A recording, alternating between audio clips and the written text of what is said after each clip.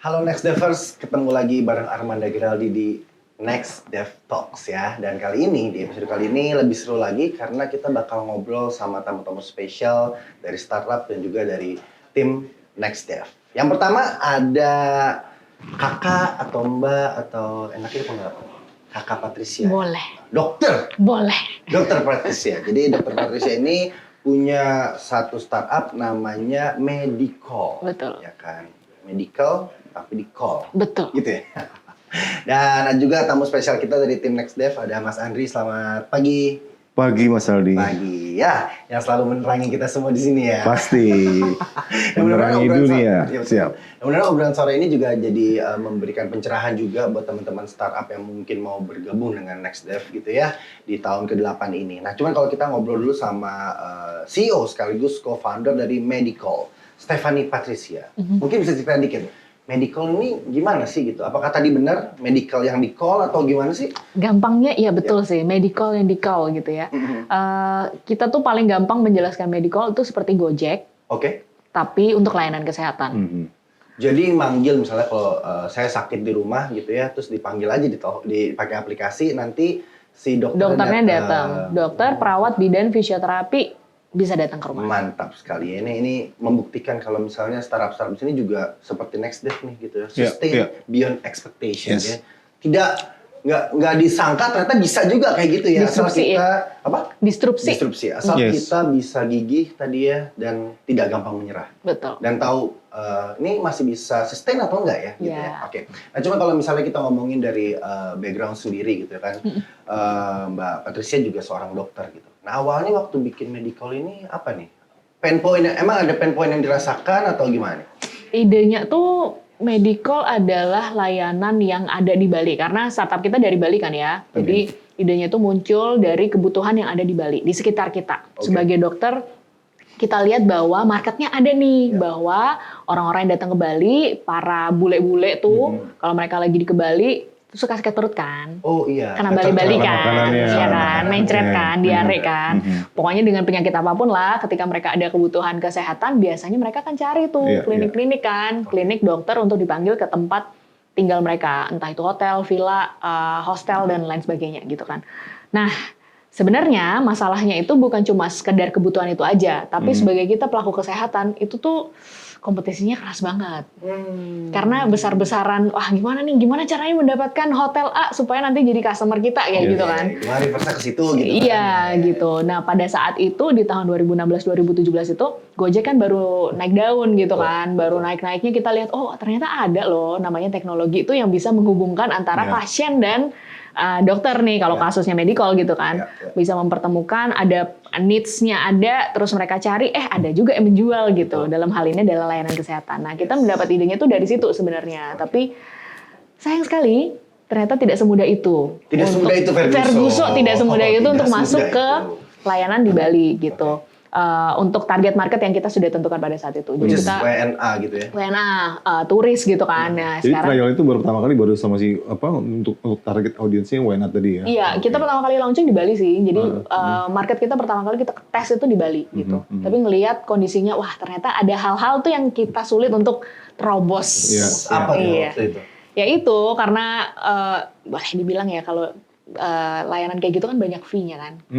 Banyak titip lah sama ini sih biar nanti kalau ada pasien refer ke kami ya kayak gitu. Nah, itulah yang si WNA ini juga pas datang ke Bali ini udah ada lah tuh ya kalau ntar sakit kemana gitu. Jadi nggak ke aplikasi justru gitu ya udah punya channel mereka sendiri. belum punya bayangan kan Bali itu kayak gimana gitu, cari dokter di mana gitu. Jadi paling gampang mereka carinya di resepsionis kan. Yang mana ya udah klinik gede-gedean fee kan ke resepsionis. Nah itu satu hal yang susah untuk didisrupsi gitu kan. Dan kita tahu diri bahwa ini mentok nih, kita nggak ngotot di sini, makanya kita menargetkan masyarakat lokal. Kan dulu kita nggak kepikiran layanan ini di layanan lokal gitu loh. Kita nggak mikir bahwa lokal mampu dan mau untuk memakai layanan kayak gini gitu kan. Jadi ya dari pengalaman itu akhirnya kita menargetkan masyarakat lokal, masyarakat shifting Indonesia. Lah tuh ya. Shifting. Yang tadinya targetnya adalah WNA jadi WNI dulu, kenapa enggak? Kenapa gitu enggak kan? lebih gede angkanya? Lebih banyak juga gitu kan. Yang mungkin kalau satu Indonesia ada 200 juta gitu ya lebih. Nah ini kalau menariknya juga di Next Dev sendiri, track health juga tetap dipertahankan ya Iya, Mas Andrian. betul. Ini apa sih alasannya? Apakah gara-gara COVID juga gitu? Ya pertama karena memang kebutuhannya masih ada gitu ya. Vital ya, Pak, ya? Vital karena aspek sosial bicara kesehatan itu kan semua juga pasti someday berkaitan dengan kesehatan butuh gitu ya. Tadi kan Bu Dokter bilang awalnya dari melihat pengalaman ya tadi si WNA sakit segala macam terus berkembang akhirnya jadi shifting ternyata potensi di masyarakat Indonesianya juga besar gitu kan. Dan kenapa enggak gitu kan? Karena kita melihat bahwa ini kan baru lingkupnya di Bali gitu ya. Terus gimana dengan daerah lain? That's why kita coba masih mengadakan tracking untuk health gitu. Karena kami berpikir ini masih satu hal yang potensial gitu ya. Kita nggak tahu perkembangan tadi seperti Bu Dokter bilang di daerah lain seperti apa gitu kan. Barangkali karakternya beda-beda gitu kan ya. Iya, jadi kan medical pertama kali launching di Bali, tapi saat ini kita ada di kira-kira 30 kota. 30 kota, dan ya itu sih karakter masyarakat tuh beda-beda Iya, loh. betul. Apalagi terkait kesehatan loh, dan terkait online. Ada beberapa daerah yang kayaknya kayak gak terlalu percaya ya sama online. Ya, Kalau boleh saya bilang daerah Sumatera itu, menurut saya ya dari pengalaman kita di medical tuh, untuk yang online tuh masih dipertanyakan lah, gitu. Jadi Masih ya, ada. Dokternya benar tuh ya. Iya. dokternya bener. Tapi kan waktu datang belum tahu dokternya siapa ini bakal datang gitu kan. Terpercaya apa enggak. Lain cerita kalau mereka yang datang ke kliniknya udah tahu, ini dari zaman ayah saya dulu kliniknya memang udah ada nih. Ini kan beda Udah kan. lama turun-temurun di situ. Iya, udah Oke. dokter langganan lah. Iya betul, gitu. betul. Tapi kalau misalnya tadi ngomongin tadi soal trust gitu ya dari customer gitu. Nah, ini gimana sih caranya medical gitu ya, gain trust juga gitu ya. Apakah datang ke klinik atau dokter-dokternya justru yang di approach nih? Maksudnya gimana tuh? Untuk Ini, jadi mitra gitu. Oh, oke. Kita mitra memang dengan berbagai dokter, perawat bidang fisioterapi kan. Ya approach-nya macam-macam sih, yang kayak tadi saya cerita. Bahkan dulu waktu zaman pertama kali mengumpulkan 10-20 dokter pertama tuh kita masih masih telepon. Menggunakan layanan Telkomsel untuk menelpon para dokter. Maukah bergabung dengan medical? Caranya ya gitu sih. Jadi untuk meyakinkan, kalau tadi hubungannya dengan meyakinkan mitra kita, dokter-dokternya, ya bukan hal yang mudah sih. Karena kesehatan itu sesuatu yang boleh saya bilang keras kepala loh. Dan gak semua orang percaya juga gitu kan. Industri yang sulit untuk diubahkan gitu kan. Jadi ya kita butuh waktu sih untuk mendapatkan gain trust, baik itu dari user sebagai pasien, juga trust dari tenaga medis, rekan-rekan kita, sejawat kita. Nah, tapi kalau kita tanya sama Mas Andri gitu, mau nggak manggil dokter dari online? Mau lah Mas. Mau. Tapi tadi, makanya tadi aku mau nanya sebenarnya, kalau bicara list dokternya gitu ya, kan juga pasti kita juga ada, nggak mungkin misalnya, pasti ada beberapa option ya, misalnya saya nggak tahu nanti bisnis tempat kamu seperti apa, kalau misalnya sakit ini opsinya dokter A, B, C, kayak gitu ya? Kita karena basisnya adalah dokter umum, jadi nggak ada listnya. Kalau itu kan spesialis kan. Ya, spesialis. Nah, kita masih based on location based. Jadi mencarikan dokter yang terdekat, tercepat, dan yang available pada saat itu di lokasi. Oh gitu. Jadi dia geotagging gitu. Misalnya kayak saya di Pamulang gitu ya. Kita cariin yang sekitar situ. Tahu dong. Nah, Next Devers juga tahu Pamulang ya. Saya cari di peta di Pamulang gitu ya. Lewat dari medical, berarti di situ nanti ada klinik atau dokter namanya. Iya. Nama dokter berarti. Nama dokternya. Oke. Nama dokternya yang terdekat. Nah, saat ini memang belum bisa milih karena ternyata jumlah dokter kita belum sebanyak itu juga sih, Pak. 1000 itu angka yang kecil untuk di Indonesia kan. Jadi sistemnya nggak milih, tapi kita akan carikan. Kalau memang ada pilihan akan kita pilihkan gitu, kasih pilihan gitu kan. Ada dokter A, dokter B, jenis kelamin wanita, jenis kelamin laki-laki gitu. Karena kadang kan ada preferensi ya. Terus ada yang lihat, dokternya mau yang lebih tua nih, yang lebih sepuh, lebih senior. Ya ada preferensi kayak gitu. Dia juga jam operasionalnya, nggak tahu misalnya saya butuh di jam 10 malam tuh ada. 24 hours. Oh ya, oke. Tapi ini dokter umum lah ya, Dokter bukan umum. yang spesifik sakit apa dulu. Cuman ini memang didiagnosa, dokter umum datang ke rumah untuk dilihat dulu nih sakitnya apa. Gitu. Konsepnya tuh seperti family doctor sebenarnya, ya kan. Kalau di Indonesia dokter, kita ngomongin BPJS lah, kan ada fasilitas kesehatan primer kan. Yeah. Pertama kali men-screening sakit apa sih ini, dirujuknya kemana. Nah itulah sebenarnya medical posisinya ada di sana sih. Kita ada di primary care dan family care sebenarnya. Datang ke rumah itu kan sebenarnya kita tuh layanan kesehatan bukan cuma mengobati pasiennya aja loh. Ada penyakit-penyakit itu datangnya bukan dari pribadinya orang itu, dari lingkungan rumah gitu kan. betul. Jadi ini sebenarnya lebih holistik dan komprehensif ketika datang ke rumah. Gitu sih. Jadi menarik nih manggil dokter ke rumah gitu ya. Jadi mau kan? Daripada harus kayak naik mobil. Daripada gitu kan, ngantri, gitu daripada kena panas, kena macet, Oke. mendingan Tapi datang ke rumah. secara apa tuh ya, durasi gitu ya. Kadang-kadang kan kita kayak lagi, oh tiba-tiba gue demam banget nih gitu ya. Demam banget, medical deh gitu. Antara mesen ini order berarti ya. Order dokternya sampai datang tuh biasanya waktunya ada nggak sih? SLA kita tuh 45 sampai 60. Karena kan ada jarak tempuh ya. Betul. Nggak bisa yang kayak telepon pencet 1 menit datang gitu, dan ada traffic dan lain sebagainya. Jadi kita kita janjikan gitu ya, SLA-nya 45 sampai 60 sih, sampai sejam. Nanti akan ada rating gitu dari si Bisa, pasien. komplain juga bisa. Oh gitu.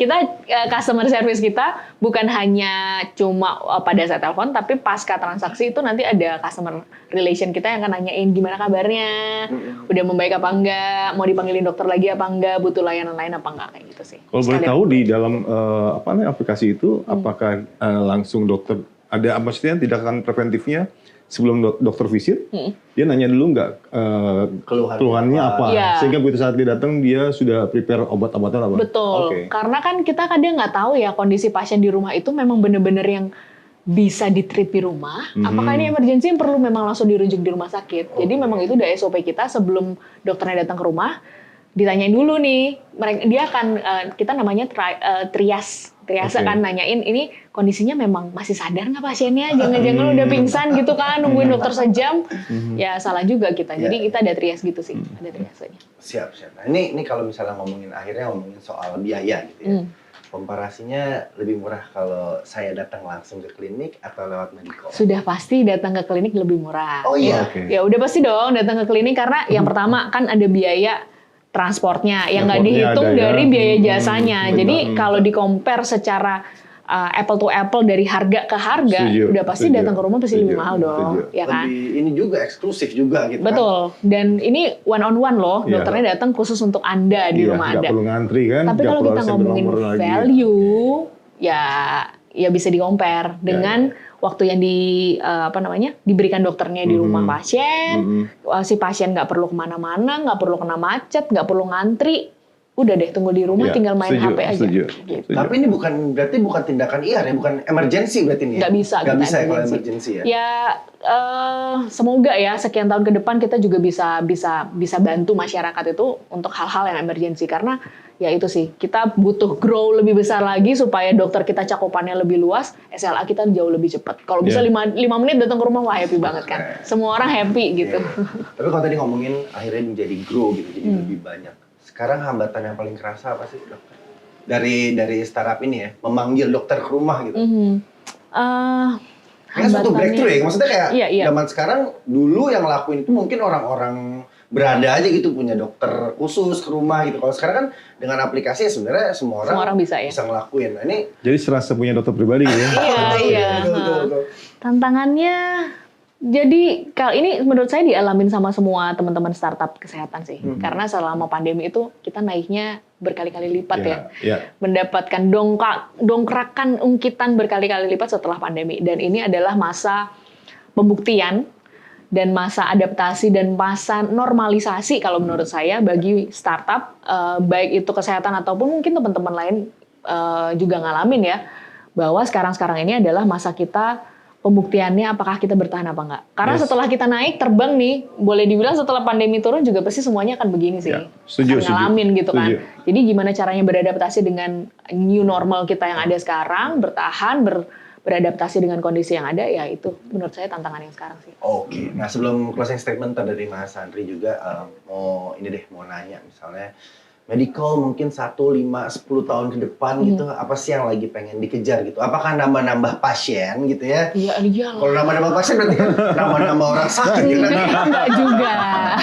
Doain orang sakit, tapi secara teknologi, secara fitur, apa sih yang mau ditambahin yang belum kesampaian nih sampai hari ini?